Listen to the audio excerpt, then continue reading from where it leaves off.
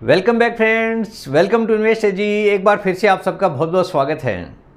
Friends, लगातार बाज़ार में चौथे दिन ज़बरदस्त तेज़ी देखने को मिल रही है। मेरे हिसाब से जिन्होंने रिसेंटली इन्वेस्टमेंट करना शुरू किया था काफ़ी ज़्यादा खुश हो गए होंगे। आगे भी बाज़ार से उम्मीद यही की जा सकती है कि जिस हिसाब से लगातार 5-6 महीने से गिरावट देखी गई है, आने वाले समय में भी हो सकता है कि बाज़ार तेज़ी दिखाए। बाज़ार को प्रिडिक्ट करना मुश्किल ही नहीं, नामुमकिन है हर किसी के लिए। इसीलिए यहाँ पे बोला जाता है कि लॉन्ग टर्म के लिए ही आपका कुछ भी इन्वेस्टमेंट होना चाहिए।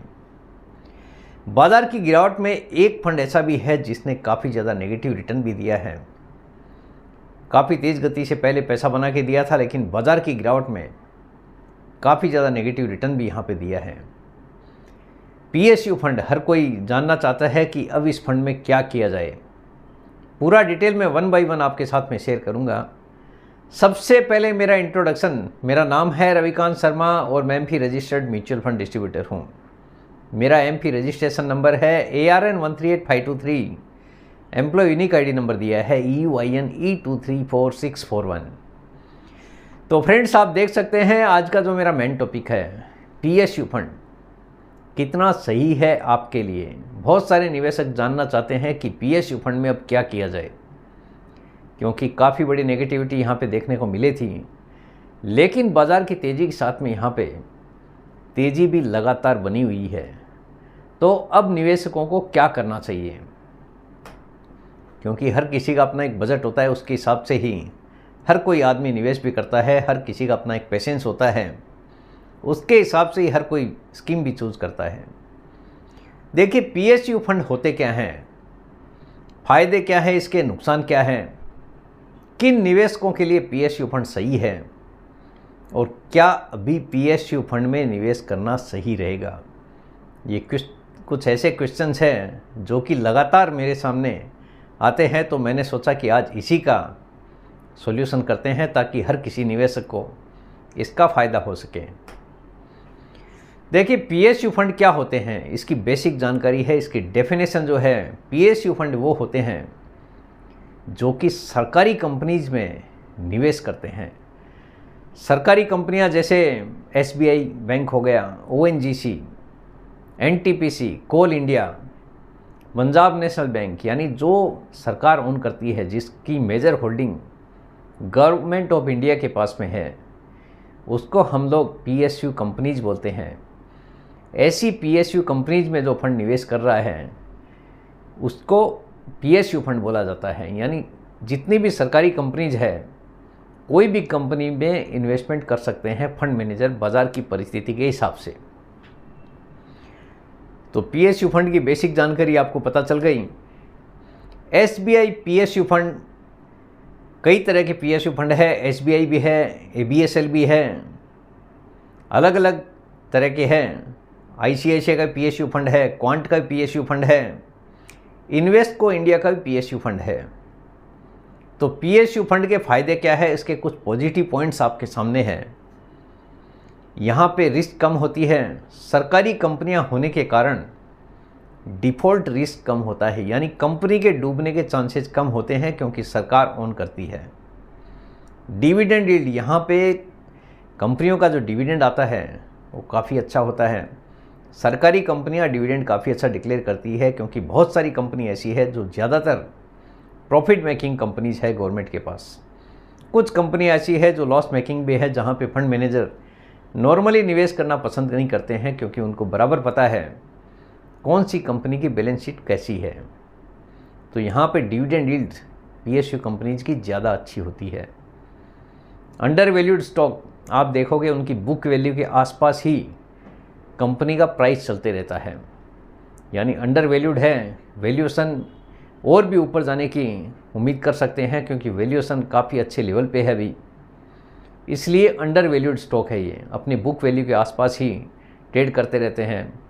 इसका PE भी आप देखोगे करीब 5, 7, 8, 10, 15 के बीच में मिलेगा, ज़्यादातर कंपनीज का, हर कंपनी का नहीं। तो अंडर वैल्यूड स्टॉक होते हैं जिसका फ़ायदा फंड मैनेजर उठा सकते हैं। बाज़ार की स्पीड के साथ में यहाँ पे भी आपको अच्छी स्पीड रिटर्न के रूप में देखने को मिल सकती है। सरकारी समर्थन, पीएसयू कंपनियों को सरकार की तरफ से फंडिंग और पॉलिसी सपोर्ट मिलता है। गवर्नमेंट का सपोर्ट रहता है। अगर कोई कंपनी लॉस में आ जाती है तो गवर्नमेंट उसको फंडिंग भी करती है, ताकि आने वाले समय में धीरे धीरे करके कंपनी लॉस से प्रॉफिट में कन्वर्ट हो जाए। तो एक बड़ा फ़ायदा है पीएसयू फंड का। अभी इसके नुकसान भी आपको जानने ज़रूरी है, क्योंकि आपको निवेश करने से पहले हर एक चीज़ के बारे में पता होना चाहिए। निजी कंपनियों की तुलना में धीमी ग्रोथ यहाँ पे देखने को मिलती है। सरकारी कंपनियों में निर्णय लेने की प्रक्रिया धीमी हो सकती है। दूसरा पॉइंट है सरकारी नीतियों पर निर्भरता।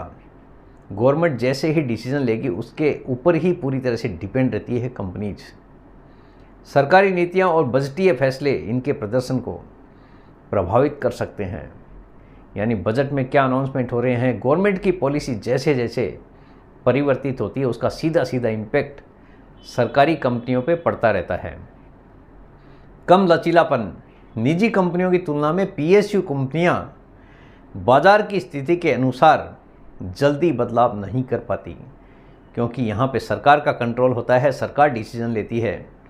सरकारी प्रोसेस काफ़ी लंबा होने के कारण यहाँ पे इजीली डिसीजन लेना हर किसी के लिए काफ़ी मुश्किल साबित होता है। तो ये सारी चीज़ें आपको पता होनी चाहिए कोई भी निवेश करने से पहले। किन निवेशकों के लिए सही है पीएसयू फंड में निवेश? तो हर कोई करना चाहता है, लेकिन सही किसके लिए है? किन्हें पीएसयू फंड में निवेश करना चाहिए? वे लोग जो कम जोखिम और स्थिर रिटर्न चाहते हैं, यानी जिसको कम रिटर्न में भी तसल्ली हो जाती है और जो चाहते हैं कि थोड़ी सी रिस्क कम रहे, ऐसी कंपनियों में निवेश हो जो कि डिफ़ॉल्ट करने की चांसेस कम हो। तो सरकारी कंपनियां ऐसी ही होती है नॉर्मली। वे निवेशक जो लंबी अवधि यानी 5 से लेकर 10 साल, ये आपको अपने माइंड में सेट करना ज़रूरी है कि कोई भी आप निवेश करते हैं, यानी ऐसे निवेशक जो कि लंबी अवधि के लिए निवेश करें।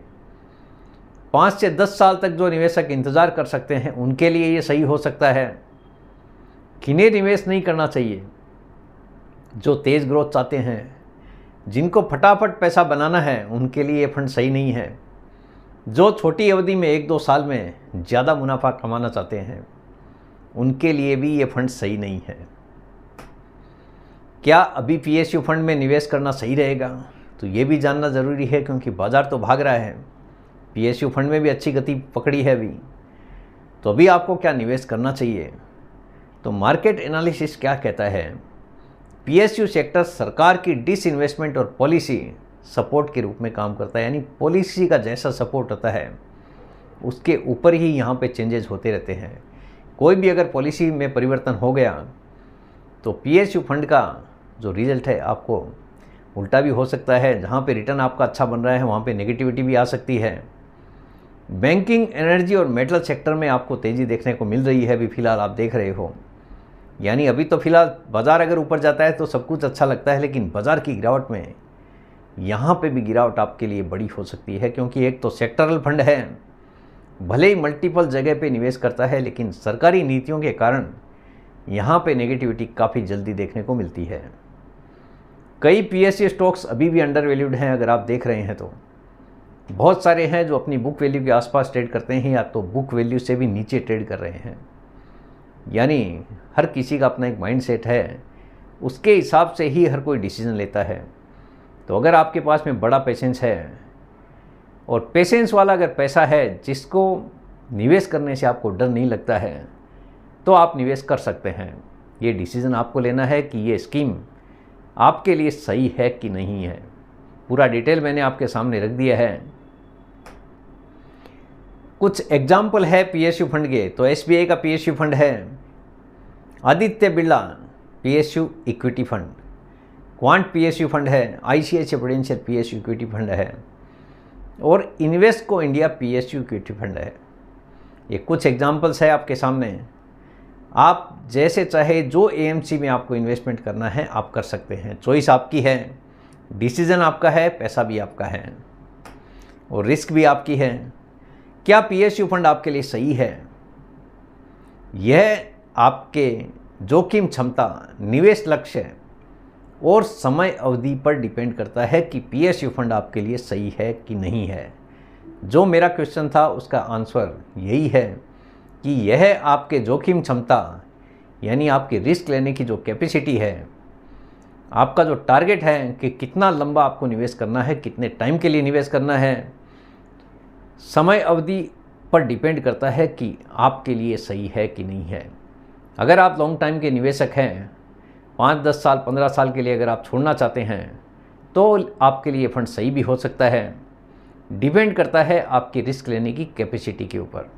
तो जो भी आपको निवेश करना है सोचकर समझकर आप डिसीजन लीजिए, उसके बाद ही आपको कुछ भी निवेश करना है।